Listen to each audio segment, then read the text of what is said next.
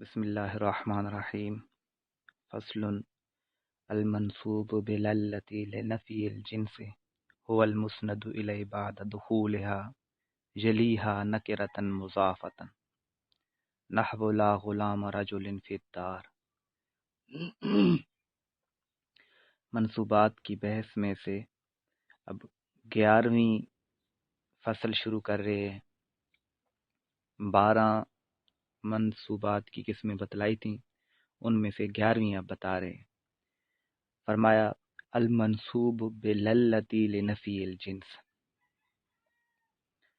لا ایسا لا جو جنس کی نفی کے لیے ہو، اس کا منصوب۔ یہاں لا کا منصوب اس لیے فرمایا کہ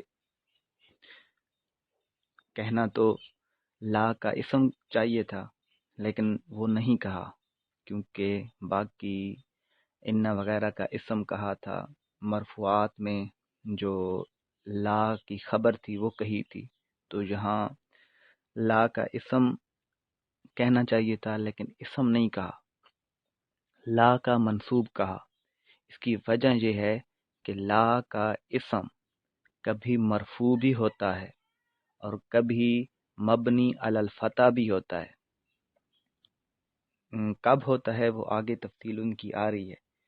تو لا کا اسم ہر وقت منصوب نہیں ہوتا بلکہ مرفوع بھی ہوتا ہے، مبنی علی الفتح بھی ہوتا ہے۔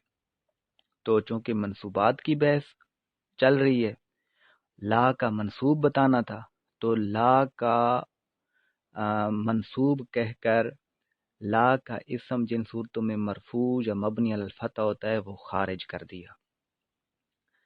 تو منصوب کا لفظ اس لیے لائے کہ تاکہ لا کا اسم مبنی علی الفتح یا جب مرفوع ہوتا ہے وہ خارج ہو جائے۔ فرمایا المنصوب باللتی لنفی الجنس، منصوب ایسی لا جو نفی جنس کے لیے ہو، وہ بھی منصوبات میں شامل ہے، یعنی لائے نفی جنس کا منصوب۔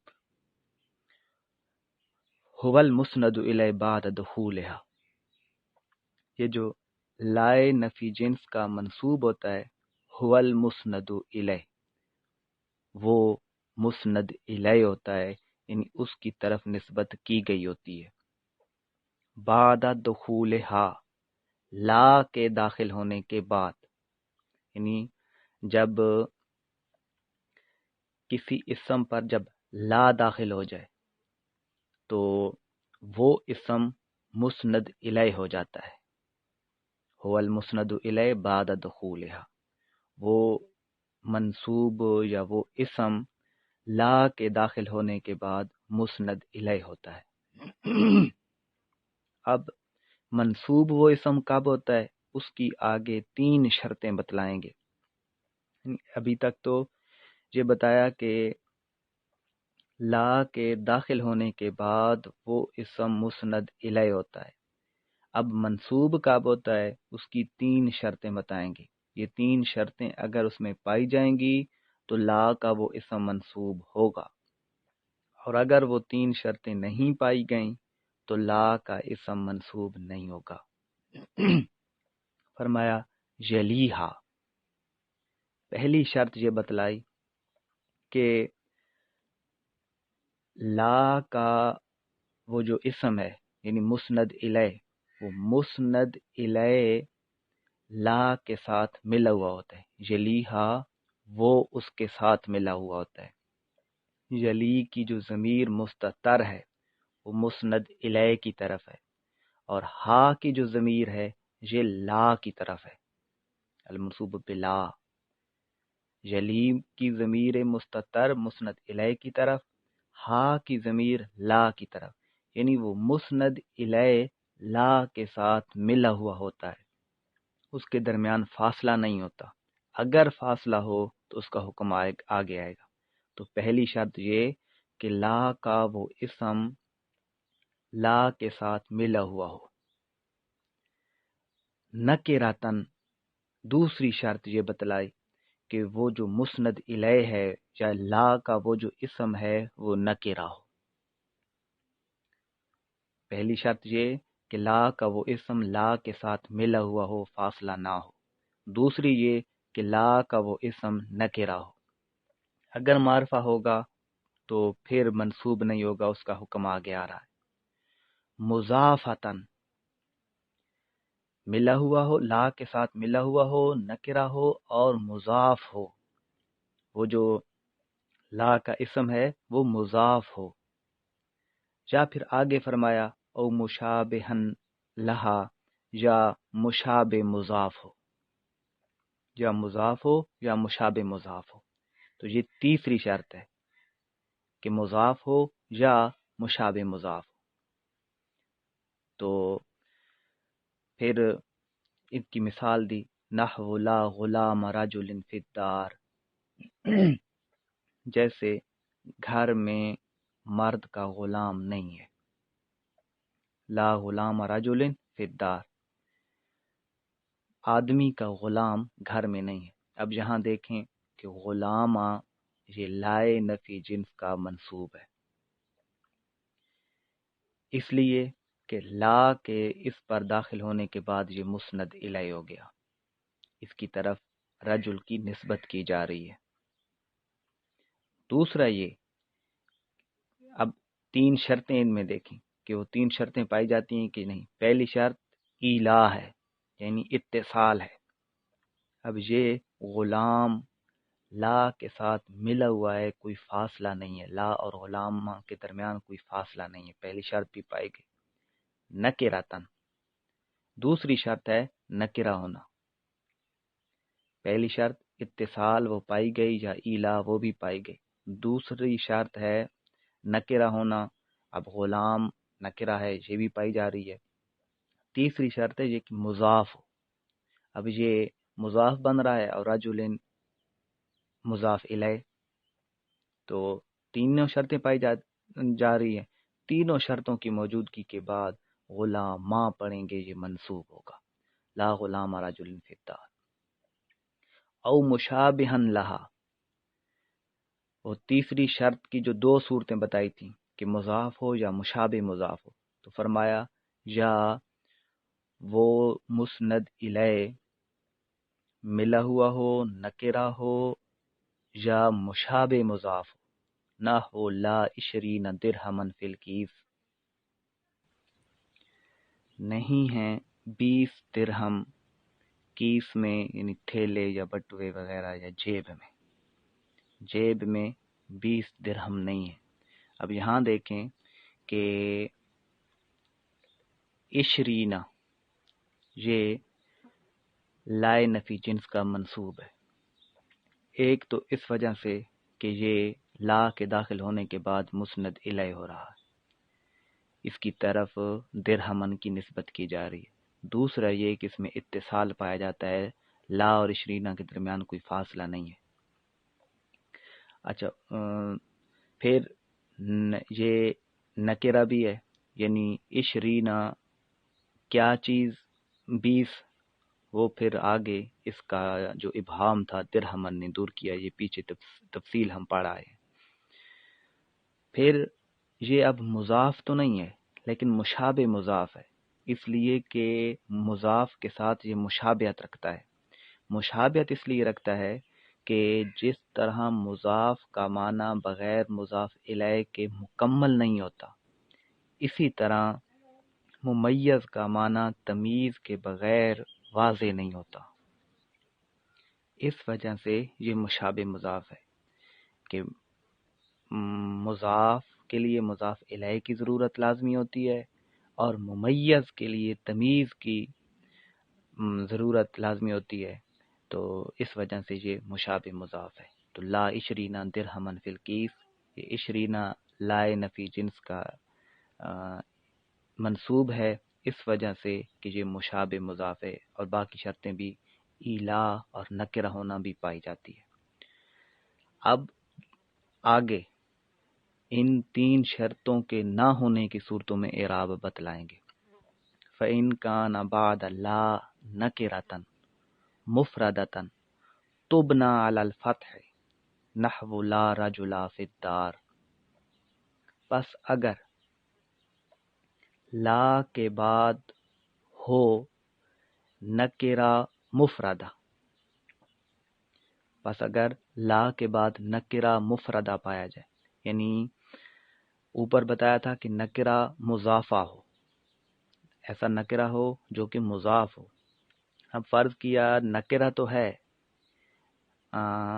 ایلا بھی پایا جاتا، ایلا کی شرط بھی پائی جاتی ہے، نکرہ کی شرط بھی پائی جاتی ہے، لیکن مضاف یا مشابہ مضاف کی شرط نہ پائی جاتی ہو، یعنی وہ مفرد ہو. اور یہاں مفرد مضاف اور مشابہ مضاف کے مقابلے میں استعمال ہو رہا ہے. تو جب باقی ساری شرطیں پائی جائیں کہ وہ لا کا جو اسم ہے وہ ملا ہوا بھی ہو، نکرہ بھی ہو، لیکن مضاف یا مشابہ مضاف نہ ہو، تو تبنا علی الفتح ہے، تو فتح پر مبنی ہوتا ہے.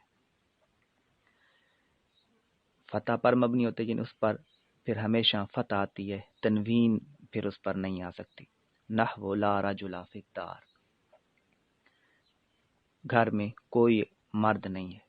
یہاں پر آپ دیکھیں کہ لا رجلا، اس میں ایلا بھی پائی جاتی ہے. پہلی بات تو یہ کہ یہ مسند الیہ ہے. اب ایلا بھی پائی جاتی ہے، نکرہ بھی ہے، لیکن یہ مضاف یا مشابہ مضاف نہیں ہے. تو جب مضاف یا مشابہ مضاف نہ ہو بلکہ مفرد ہو تو پھر مبنی علی الفتح ہوگا. وَإِن كَانَ مَعْرِفَةً، اب بتا رہے ہیں کہ نکرہ نہ ہو، یعنی وہ جو دوسری شرط تھی اس کا نہ ہونا اگر پایا جائے. وہاں ترتیب کے ساتھ جو شرطیں بتائی تھیں ایلا، نکرہ، مضاف یا مشابہ مضاف، اور جب ان شرطوں کو اب توڑ رہے ہیں تو آخر سے توڑ رہے ہیں. پہلے یہ کہہ کر توڑا کہ اگر مضاف یا مشابہ مضاف نہ ہو، اب دوسری بات بتا رہے ہیں کہ وہ نکرہ نہ ہو. وَإِن كَانَ مَعْرِفَةً، اور اگر معرفہ ہو، او یا پھر اب تیسری شرط کو توڑ رہے ہیں، نکرتن مفصولاً، یا ایسا نکرہ ہو جو جس میں فاصلہ دیا گیا ہو. وہاں یعنی یلیہا کی جو شرط تھی، ایلا کی جو شرط تھی وہ نہ پائی جائے. نکرتن مفصولتن، یا ایسا نکرہ ہو جس میں فصل دیا گیا ہو، بینہ و بین لا، اس اسم اور لا کے درمیان فصل آ گیا ہو یا فصل دیا گیا ہو. وَإِن كَانَ مَعْرِفَةً، اور اگر لا کا اسم معرفہ ہو، او نکرتن مفصولاً بینہ و بین لا، یا لا کا اسم نکرہ ہو، لا اور اس اسم کے درمیان فاصلہ دیا گیا ہو، کانا مرفوعاً، تو پھر ان دو صورتوں میں کہ لا کا اسم معرفہ ہو یا نکرہ مفصولہ ہو تو کانا مرفوعاً، تو پھر لا کا اسم مرفوع ہوتا ہے.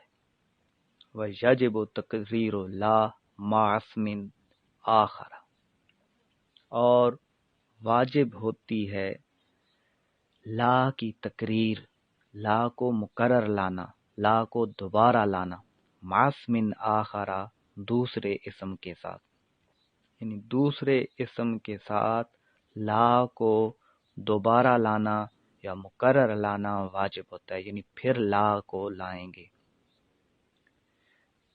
تقولو، تو کہے گا، لا زید فی الدار ولا عمر.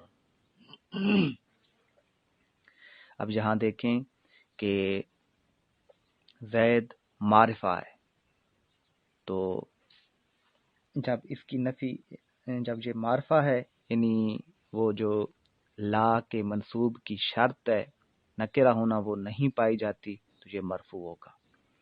اور دوسری جو انہوں نے بات بتائی کہ اگر دوسرا اسم آئے گا تو پھر دوسرے اسم کے ساتھ بھی لا کو مقرر لانا واجب ہوگا. لا امرن بھی لے ہے، امرن کے ساتھ بھی لا کو لے ہے، لا زید فی الدار ولا امر. یہ لا دوسری مرتبہ کیوں لائے؟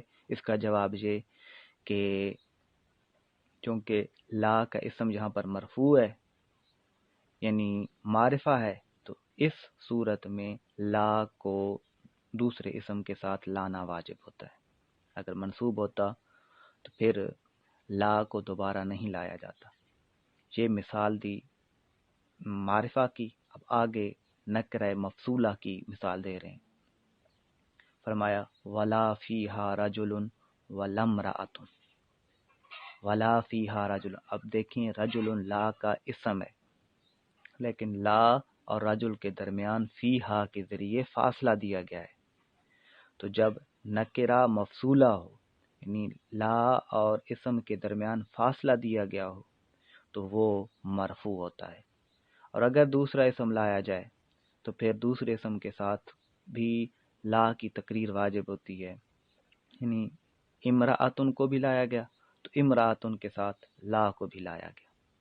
ولا فیہا رجل ولا امرأتن، میں نے لمرأتن اس لیے پڑھا کہ امرأتن کا جو حمزہ ہے یہ وصلی ہے اور حمزہ وصلی درمیان عبارت میں گر جاتا ہے، ولا امرأتن ہو گیا۔ واللہ اعلم بحقیقت الکلام۔